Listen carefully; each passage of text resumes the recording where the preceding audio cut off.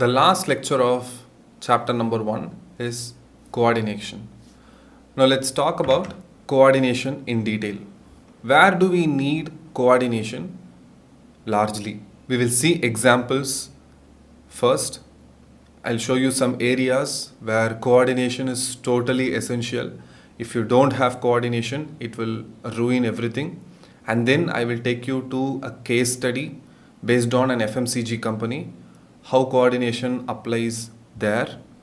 And then we will see the characteristics. And then we will finally see the importance aspect of coordination, and we'll wrap up this chapter. So I will give you straight away some examples or the areas where coordination is largely found or it matters so much. The first example you can see is an orchestra. See how many people are there.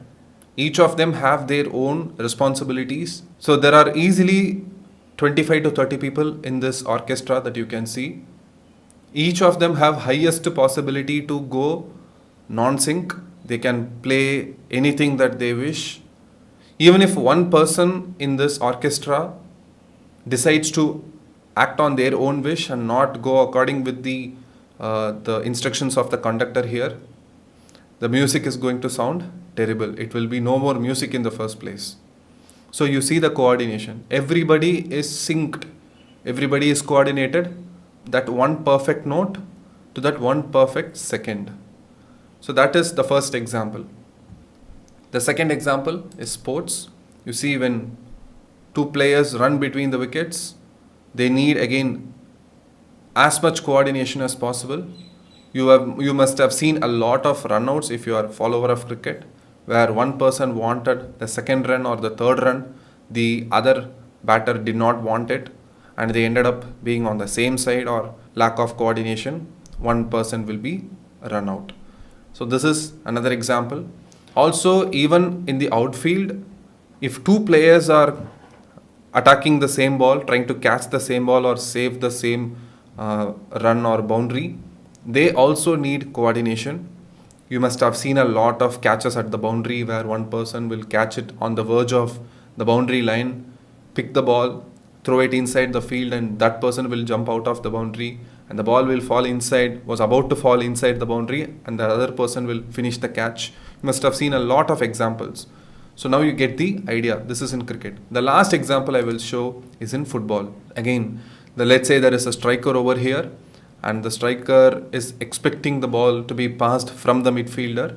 Midfielder will be somewhere, anywhere here, and he finds a gap and he will suddenly pass the ball to the final third. The striker should be in exact sync with the midfielder. He should anticipate where the pass is going to be. So he has to position himself to that place. All this should happen in a matter of 1 or 2 seconds. So that's the preliminary examples that I wanted to give about this topic of coordination. Now let's talk about the case study. How does this apply to a business organization? I'll give you an example of an FMCG company. Okay, let's just take the 4 departments in a company: marketing department, sales department, production department, and then purchase department. First, what will happen? Let's say this company, this FMCG is fast moving consumer goods. Let's say they manufacture shampoos. Now the marketing team will run an advertisement. They create the brand, they will develop the logo, the font of the brand and everything. They will launch the brand and they will advertise the brand to the larger public through any medium. The job of marketing team is to build the awareness of the brand among public. So that has been done already. Then what will happen? The sales force will go to the field. They are the ones who go to the particular field. They will have area-wise territory for them.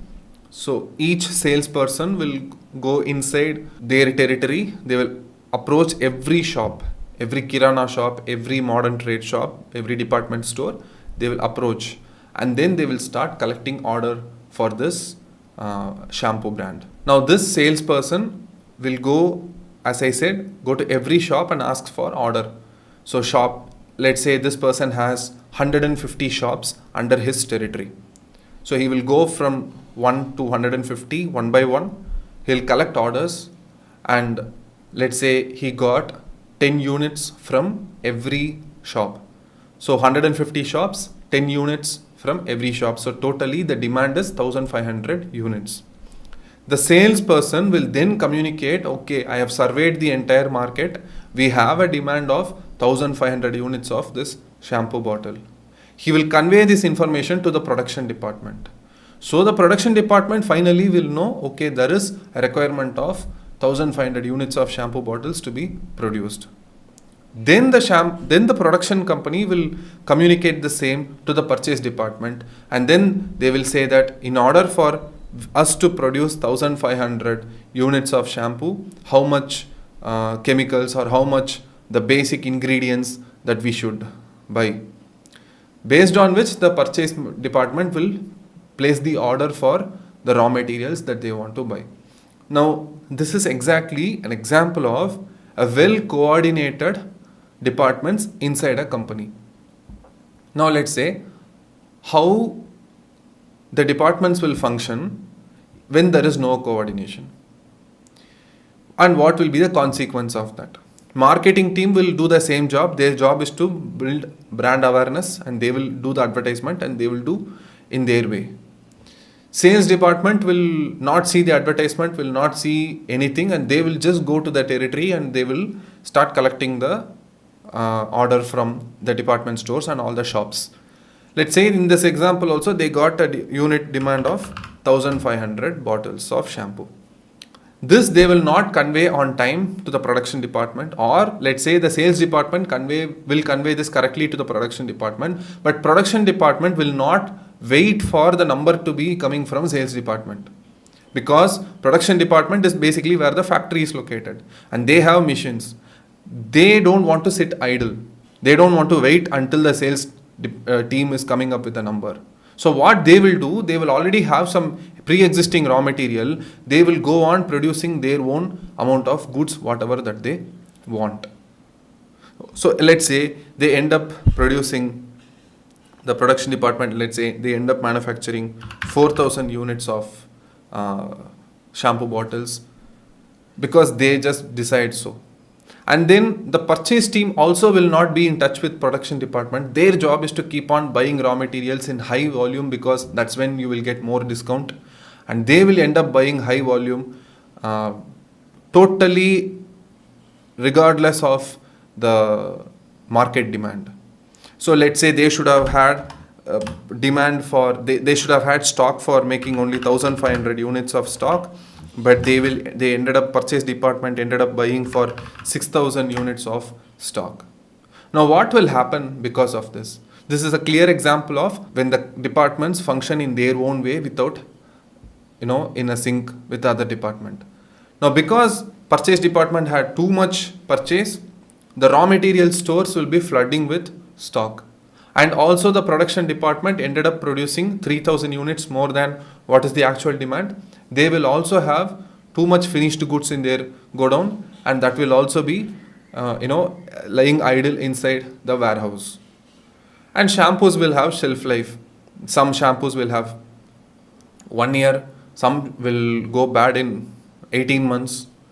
If they manage to somehow sell it in 1 year or 18 months, then somewhat the damage is minimized. But let's say the shampoo brand is so tiny and its competitors have large market share, and somehow they could not push it beyond 1500 units. So what will happen to the extra units that they produced without considering the demand? They will have to scrap it. So when you scrap it at this much volume, you have wasted your production capacity. You have spent too much on electricity. You've spent on unnecessary labor. You see the consequence. This is how exactly it will look when the departments function without coordination. Now let's go to the theory part. The characteristics of coordination is exactly similar to characteristics of management, which we saw in detail in one of the previous lectures. Group efforts, unity of action, continuous process, all-pervasive function, everything, pretty much everything is similar to the characteristics of management. Now let's go to the next topic, which is importance of coordination. Why is coordination important? 3 points are given here: growth in size, functional differentiation, and also specialization. First, we will see one by one growth in size. Imagine an organization with 3 people, a small partnership firm. There will not be any chances of much of miscommunication. Pretty much almost everybody will be in sync. But imagine the same partnership firm grows to a 30-member organization, then it grows up to 300-member organization. Now, how many sub teams will be there? How many departments will be there? Isn't it? So, when the organization keeps growing up in scale, the complexity between each of them increases. Imagine there is a group, your friends group, you 3 are there, and suddenly the friends group became 50. Now, how many possible one-to-one conversations will happen inside that group? So, whenever the network increases, the complexity within that network also increases rapidly. So, that's the first point. Whenever a business grows in size, people should take more and more efforts to keep the organization well coordinated. So, that's the first point. The next point is functional differentiation. Functional differentiation talks about, it's pretty close to my example. Marketing is a function, sales force is a function, production is a function, purchase is a function. Similarly, there will be more functions. Accounting and finance, information technology, administration. So many sub-functions are there inside a company. If a company grows big in size, again, its complexity will increase. Therefore, more and more functions will keep happening. And functions, naturally, they have totally different type of job. So it is more and more difficult. Let's say, inside finance department, all of them will be mostly BCom and MCom graduates or CA graduates. So they will have more possibility to coordinate within each other. A CA can understand what the other CA tells. A BCom student will understand what the MCom student tells. But when you have to work across functions, marketing guy would have studied MBA from IIM or from some private university. The production guy must have done engineering from some other college. Now, how these two people work in sync? Now, how an engineer from the production team and a finance guy from the accounting and finance team, how do they work? So again, you have to see that. So that's functional differentiation. The more functionally different an organization becomes, again, it becomes difficult to ensure coordination. More and more work needs to be done to ensure coordination.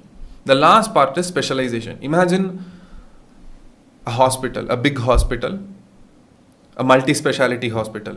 So you have departments for neurosurgery, you have departments for ortho, and you have department for cardiology, so on and so forth. Every department will be headed by a super specialty doctor who would have done practice in that particular field for more than 20 years. Now, naturally, they will think what? The people who are already so intellectually specialized, they will naturally have their ego, isn't it? So they will think that their department is the most important in that organization. So that is specialization. When the organization has more and more intellectually specialized people, the chances of them getting into an ego clash is more. And when there is an ego clash, coordination goes for a toss. Again, each of them will be trying to pull the organization in their direction. Then there will be a non-sync. Another example that you can very much relate is, sometimes even in your school you must have observed this. Teachers between themselves might have a little bit of ego tussle going on between them. The economics teacher might think that economics is the most important chapter. English teacher will think that English is the most important subject. Maths teacher, you don't even need to ask. So that's exactly how specialization works. Now, the most important aspect inside this coordination is the case study given in this your study syllabus, which is the case study of Dabbawala's. Again, excellent example. I am not going to give in detail. There are so many videos on YouTube. You can see how Dabbawala's function, and there is a very good description that is given here. To particularly note here, Dabbawala's rely on low capital and use cycles, wooden carriage and local trains to achieve target. So again, I'm not going to delve into detail about what exactly they do. So this is an assignment for you to carry out. Check, there are so many YouTube videos about this topic. So we have covered this entire first chapter, nature and significance of management. I hope you have followed all the lectures so far. I would like you to give a feedback in the comment section of how are you finding these lectures and how this channel should proceed further. I appreciate your feedback very much. I'll see you in the next chapter. Thank you and bye bye.